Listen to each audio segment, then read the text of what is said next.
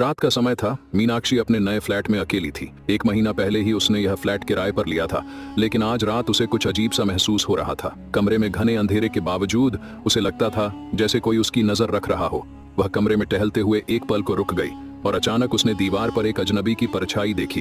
परछाई बिल्कुल उसकी शक्ल से अलग थी और जैसे ही वह देखती, वह परछाई भी उसकी दिशा में बदल जाती थी। मीनाक्षी ने डरते हुए कमरे की लाइट जलाई, लेकिन परछाई गायब हो चुकी थी। उसने सोचा कि शायद उसकी आंखों का धोखा होगा और उसने अपने डर को नकारते हुए सोने की कोशिश की। लेकिन जैसे ही वह बिस्तर पर लेटी, उसके कानों में हल्की सी खांसी की आवाज आई। मीनाक्षी ने डरी डरी आंखें खोली और देखा कि वही अजनबी परछाई अब सीधे उसके बिस्तर के पास खड़ी थी।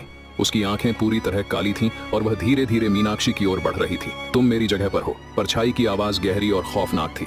मीनाक्षी ने जोर से चिल्लाया और अचानक वह परछाई विलीन हो गई। लेकिन तब तक उसे यह एहसास हो चुका था कि वह अकेली नहीं थी और फ्लैट में कुछ और था जो किसी और के इंतजार में